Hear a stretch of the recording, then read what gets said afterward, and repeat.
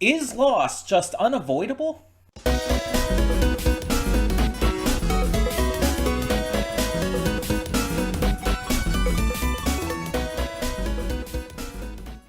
Hey everyone, welcome to Prince of the Gay. I'm your host Connie, and today we are here with episode 10 of Zenshu.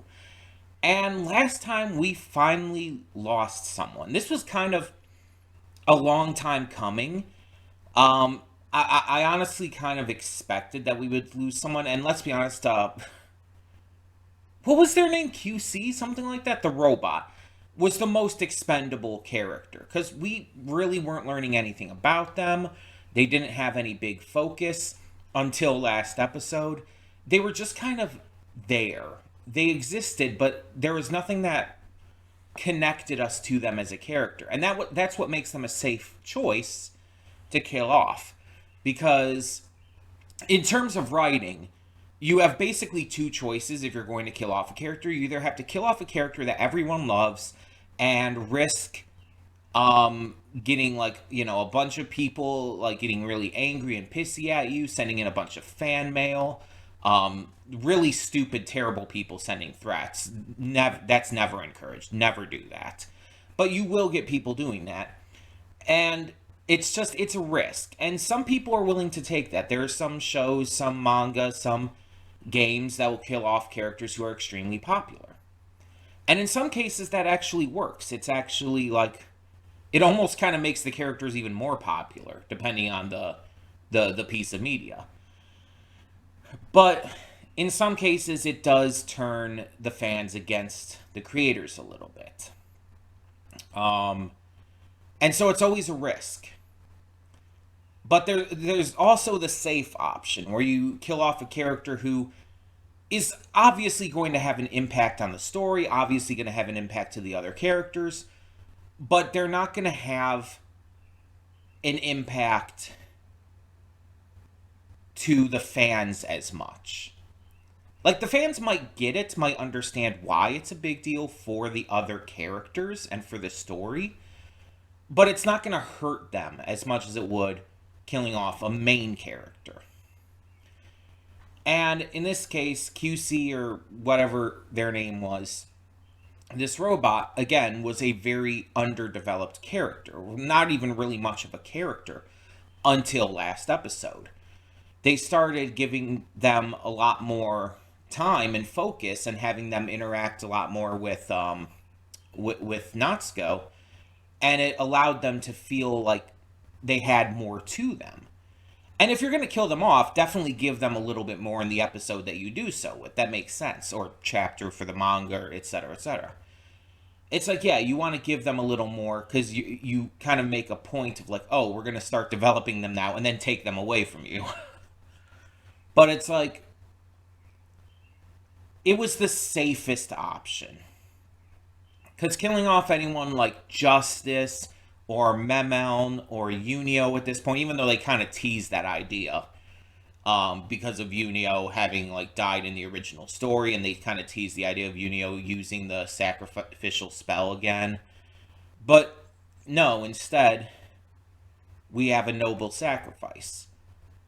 And with this being a noble sacrifice, I'm going to just say QC. I apologize if that's incorrect. With QC sacrificing themselves after having gotten a little bit more time to shine by communicating with Natsuko and all, it does elevate their character a bit. It makes them a lot more likable in hindsight, a lot more interesting in hindsight. And again, it also ties into how it affects the characters. Because remember, this is one of the original team. Luke has already lost 3-4 members of that original team. He's not gonna be okay. He may not have been as close with QC as with Unio, of course, because Unio's his best friend. But he's still going to be devastated by losing someone else, because he just doesn't want to lose anyone else. He's been through enough of that shit. And this is obviously going to affect Natsuko because QC basically sacrificed themselves because Natsuko was unable to figure anything out in terms of the drawings. Natsuko was like so anxious and like freaking out. QC had to do something. So Natsuko's going to have exceptional guilt. Like the most intense survivor's guilt. And that's going to be like devastating for her because that's not going to be something she's ever experienced before. Because remember, she's never really had these kind of connections with anyone before. So this is all very new to her. And it's going to wreck her. But we also learn through this that apparently even if she draws just like squiggles or something, it does still come to life. It does still act. So whatever she draws doesn't need to be super exceptional. And I think that's what that was trying to show us. She was struggling and so anxiety driven over trying to make something just right. And that's what ended up causing her to fail there. She was basically being way too much of a perfectionist. She needs to slow down and not put so much pressure on herself and just think. And yeah, they were up against some insane odds. The enemies using her own drawings against them. It's like, yeah, that's pretty crazy. Understandable that she'd be freaked out. But I definitely think that was trying to tell us something as viewers, and maybe even trying to tell her something.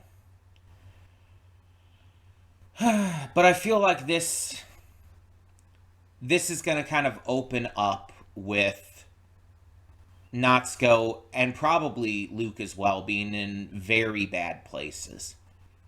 And this coming so shortly after them like starting to realize their feelings for each other and already being kind of emotionally compromised because of that. It's like, yeah, these two are just not going to be okay. There's just... We're getting into the end game. Like, there's what, 12, 13... I think there's 12. I think there's 12 episodes of this. And so it's like, there's only like 2 episodes after this.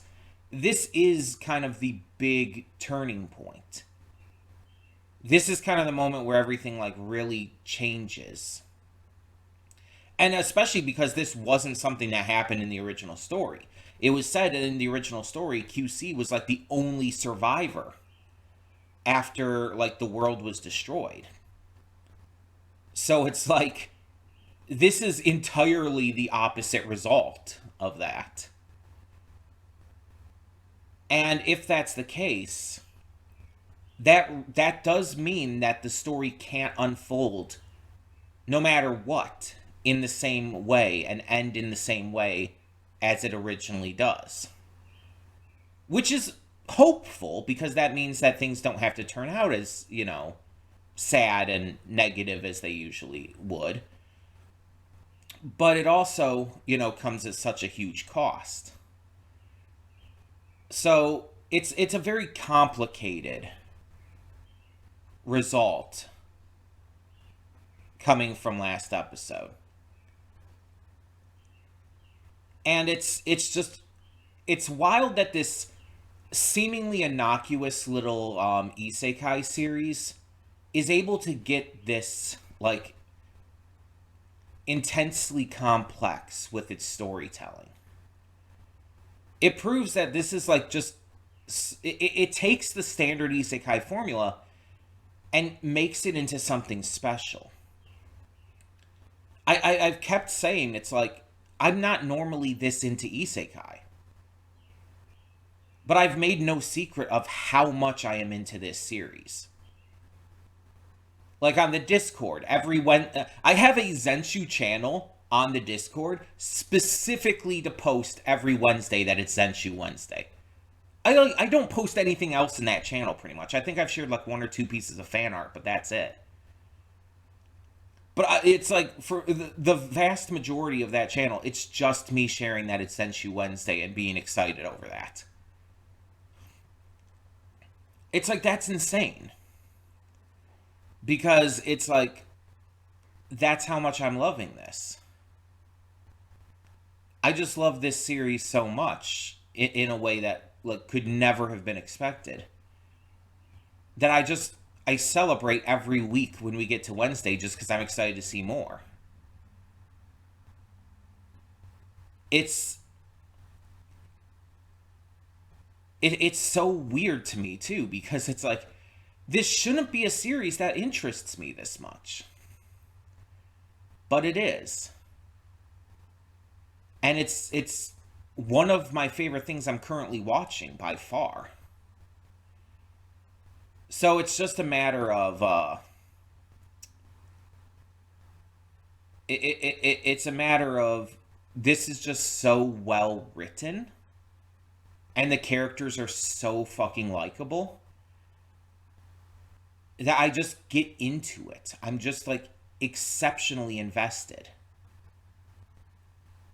And I hope that we could get this with other shows continuing forward, Mappa or not. I hope that we can find other shows that can be this invested. Because, like, I almost kind of miss this feeling. Like, this is the kind of feeling I get with, like, Owl House or My Little Pony or Ruby. This is the kind of feeling where it's like, it's just something special. No matter what the quality is compared to other things, in my opinion, it's like the actual investment and enjoyment I get from just watching it is like next level. It's something that like feels truly magical to experience.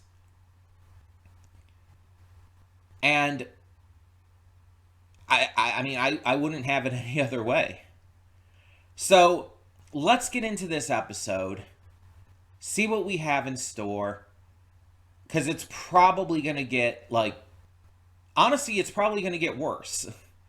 Like, we got to set up for the final 2 episodes, right? We got to set up for the finale. We got to make things probably even worse, even more intense. So let's get into it. Hold up just a sec. Before you click that link down in the description below to get to today's video, I want to remind you of all the awesome content we have both on this channel and the Princess of Gaming channel. Let's check it out.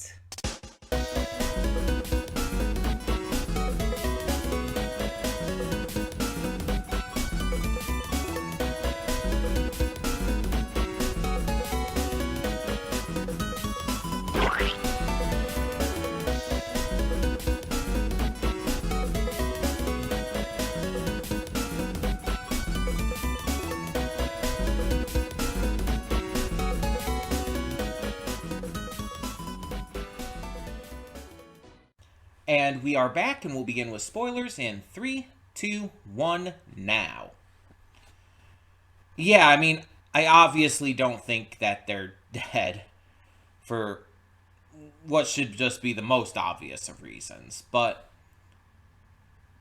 it's very clear. It feels like the world is trying to correct itself.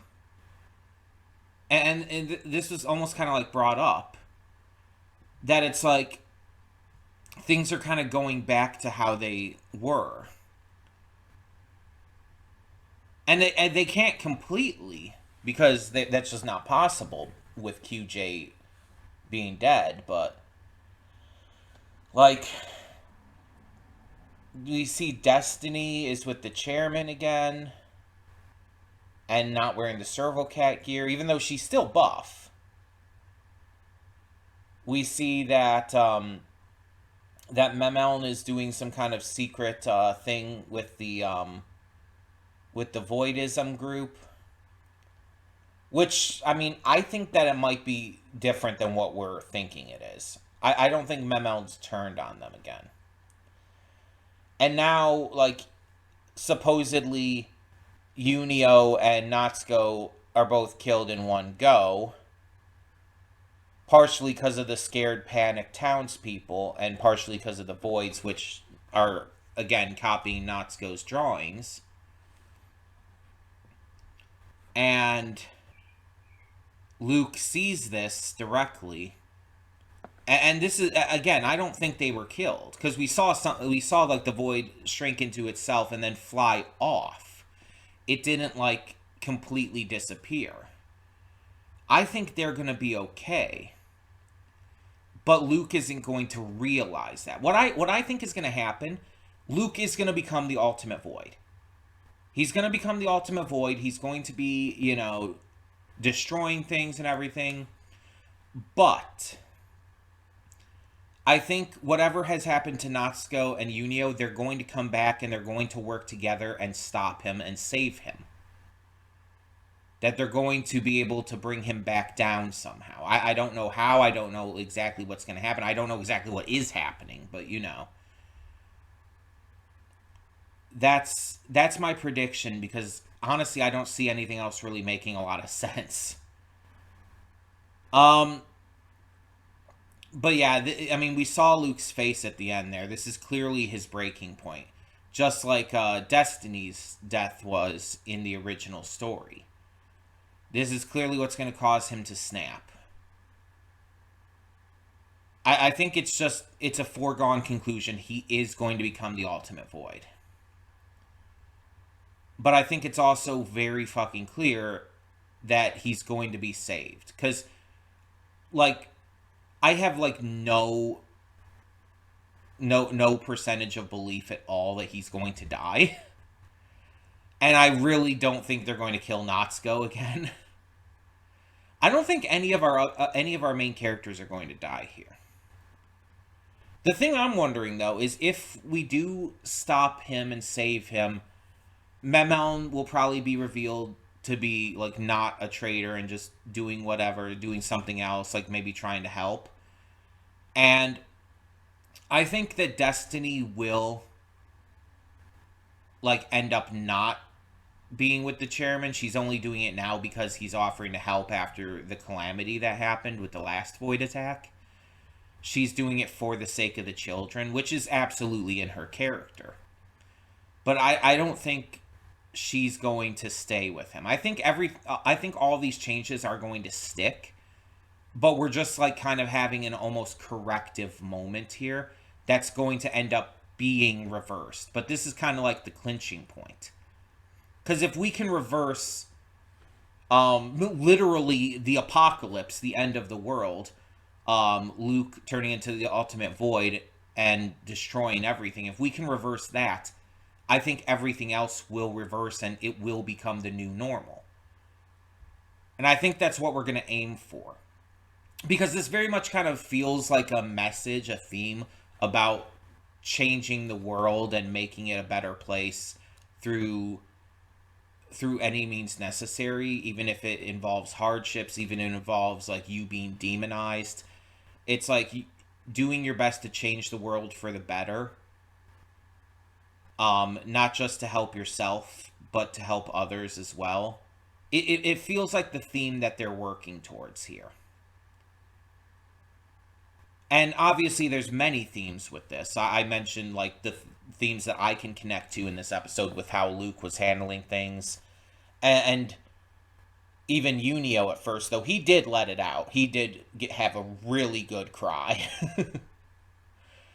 But yeah, this is like, it's intense and it's upsetting, and this episode's title is pretty accurate, Chaos. Because everything kind of just evolves after the last attack. I mean, all the lies and rumors being spread, all the hatred and distrust being fueled, and then, like, fear being stoked.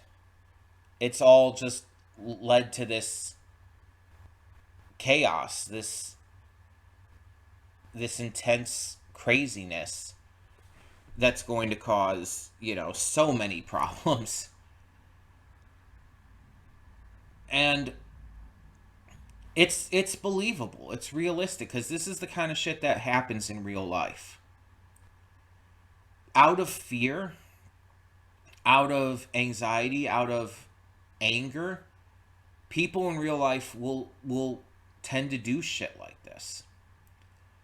And sometimes it's good, sometimes it's neutral, sometimes it's bad. It depends on the cause they're fighting for. It depends on the beliefs that they're carrying, stuff like that. It basically amounts to a riot. And again, riots can be good or bad depending on the context. Like, no one with two brain cells to rub together would ever defend the January 6th riots. Those were horrific and evil, beyond a doubt.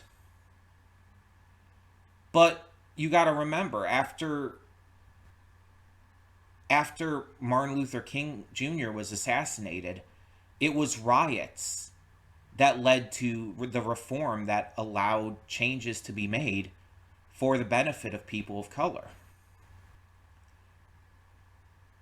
The peaceful protesting that MLK Jr. did led to the riots that really caused the change.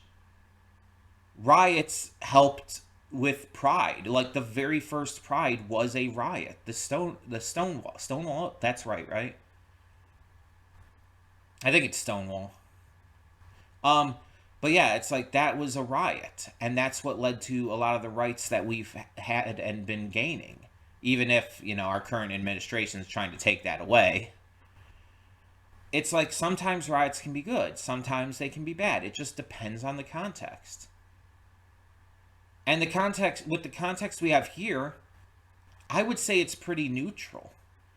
Because the reasons that these people have for rioting is understandable. It's believable. You can't blame them. Especially when you have other people stoking their fears. It's not their fault. They're being led to believe lies. And believable lies based on the information they have.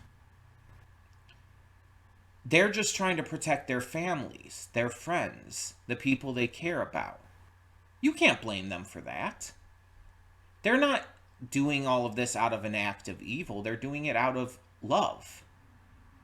They're misguided, they're wrong, but they're doing it out of good intent. Genuinely good intent. And it's hard to fight something like that. Because you don't want to hurt them, but you do want to stop them. And you notice, like, as defensive as he gets, like, towards Natsuko, Luke never attacks them. And he never would. Because he understands why they're afraid. He gets it. They're literally the last town. If they lose everything, the world is fucked. Yeah, they have a reason to be fucking terrified.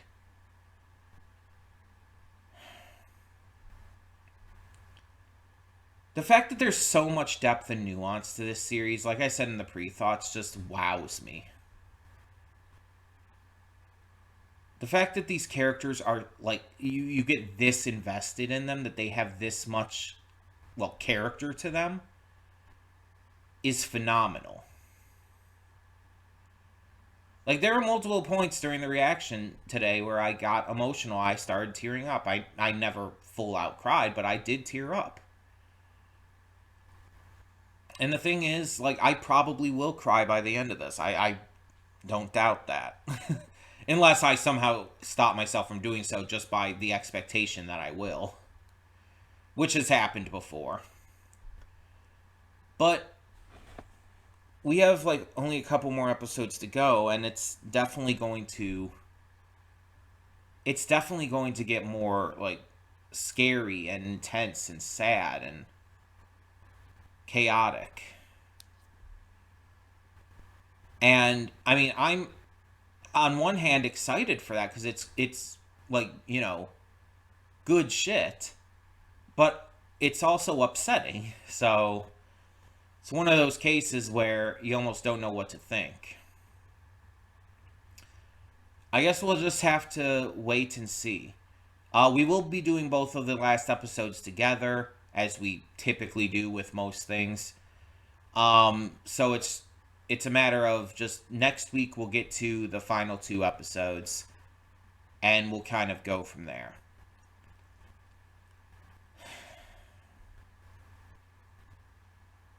I don't know exactly what's going to happen. I have my theories, I have my thoughts, but I guess we'll just have to wait and see.